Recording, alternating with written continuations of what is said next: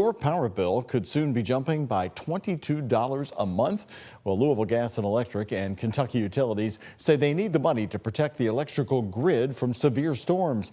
But that's not all. You could see even more rate hikes to power the new data centers you've been hearing so much about.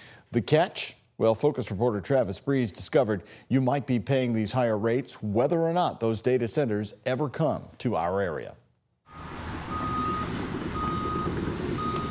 Off of Campground Road near Rubbertown, construction is underway on a data center. No tenant has been announced, but Louisville Gas and Electric is preparing to energize it. What will the data center produce? What kind of data are we crunching in there? Utility companies want to attract more data centers. They're asking to build more power generation before it's clear who will pay for it. There is no customer for the data center, and so for the moment, we're on the hook. This worries people like Elisa Owen with the Sierra Club of Kentucky. Data centers are large warehouses that hold servers or computers. This is video of data centers in central Ohio from our sister station in Columbus. They run hot and need lots of air conditioning and water to power things like artificial intelligence. This is unprecedented demand. According to LG&E and the developers, the Rubbertown data center will need 400 megawatts of electricity when at full capacity. LG&E says that's equivalent to 280,000 residential customers.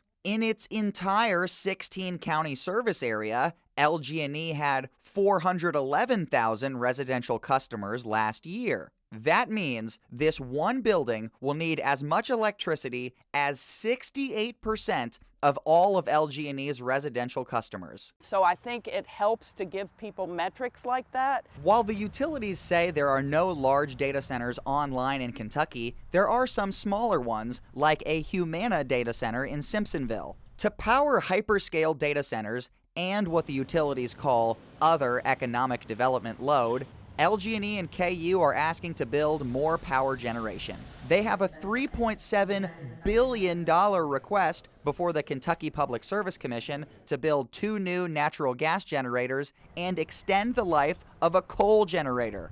It takes a lot longer to build generation than it does a data center. Correct. And that there was a concern that if you don't get a CPC in now and start building, that data centers will never locate here. Correct. At a public hearing on August 4th, Lonnie Ballar, an exec with LG&E's parent company, said the time to build is now, even if they don't have any signed electric service agreements with data centers. Hypothetically, if you built the gas plants in this case, and those customers don't show up, there's a potential for cost increases for your existing customers, right?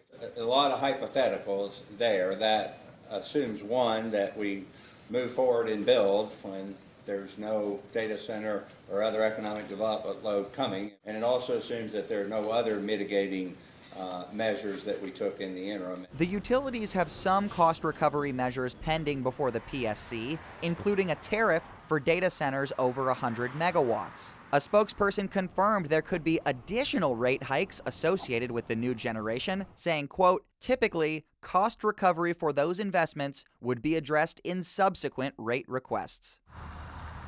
Developers say the first phase of this data center will open in about a year as they continue private negotiations to find a tenant. Do you see any positive benefit to data centers locating in Kentucky?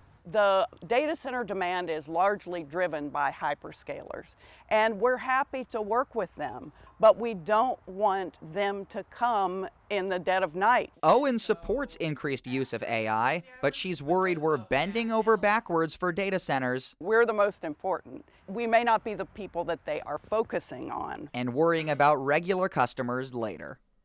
The Public Service Commission will decide on LG&E and KU's request for additional power generation by October 28th. A few days later, on November 3rd, the commissioners will hear arguments for the utilities' proposed rate increase for grid hardening against severe weather.